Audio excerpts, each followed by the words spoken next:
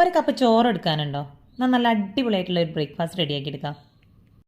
ഒരു കപ്പ് ചോറും ഒരു കോഴിമുട്ടയും 1/4 കപ്പ് വെള്ളവും കൂടെ ചേർത്ത് മിക്സിയിൽ നല്ല രീതിയിൽ തന്നെ ഒന്ന് അരച്ചെടുത്തതിന് ശേഷം അതിലേക്ക് മൈദ ചേർത്ത് കൊടുക്കാം. ഞാനിപ്പോൾ അവിടെ 2 കപ്പ് മൈദയാണ് ചേർത്ത് കൊടുത്തിട്ടുള്ളത്.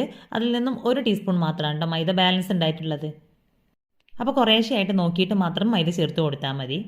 അപ്പോൾ കുഴച്ചെടുത്തിട്ടുള്ള നമ്മുടെ മാവിനെ ഞാനിവിടെ 2 എടുത്തിട്ടുണ്ട്. അതിൽ നിന്നും ഒരു ഭാഗം നല്ലപോലെ കൗണ്ടർ ടോപ്പിലൊന്ന് ഓയിൽ സ്പ്രെഡാക്കി കൊടുത്തതിന് ശേഷം നല്ല രീതിയിലൊന്ന് പരത്തിയെടുക്കാം. ഇനി ഇതിന് മുകളിലായിട്ട് നേരത്തെ ബാലൻസ് ഉണ്ടായിരുന്ന മൈദയിലേക്ക് കുറച്ച് ഓയിലും കൂടി ചേർത്ത് മിക്സ് ആക്കി എടുത്തതിന് ശേഷം ഇതിന് മുകളിലേക്ക് ഒന്ന് സ്പ്രെഡാക്കി കൊടുത്ത് ഇതുപോലെ ഒന്ന് റോൾ ചെയ്തിട്ടെടുക്കാം. ഇത് സൈഡ് ചെറുതായിട്ട് തന്നെ ഒന്ന് കട്ട് ചെയ്ത് മാറ്റിയതിന് ശേഷം ഈ ഒരു വലുപ്പത്തിൽ ഇവിടെ കട്ട് ചെയ്തെടുത്തിട്ടുണ്ട്.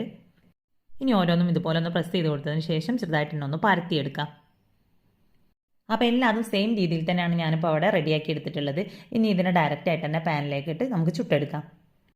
അപ്പോൾ 2 സൈഡും ഏകദേശം ഇതുപോലെ ചെറിയൊരു ഗോൾഡൻ കളറൊക്കെ ആയി വരുന്നത് വരെ തിരിച്ചും മറിച്ചിട്ടിട്ട് നമുക്കൊന്ന് ചുട്ടെടുക്കാം. അപ്പോൾ അതിന് മുകളിലേക്ക് വേണമെന്നുണ്ടെങ്കിൽ മാത്രം ഓയിൽ സ്പ്രെഡ് ചെയ്ത് കൊടുത്താൽ മതി കേട്ടോ, ഇല്ലാതെയും നമുക്ക് കുക്ക് ചെയ്തിട്ടെടുക്കാം.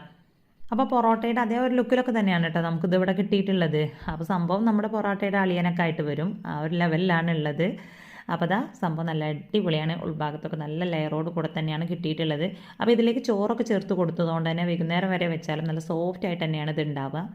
ഇനി ഇഷ്ടമുള്ള കറിയുടെ കൂടെ ഇത് സെർവ് ചെയ്യാം.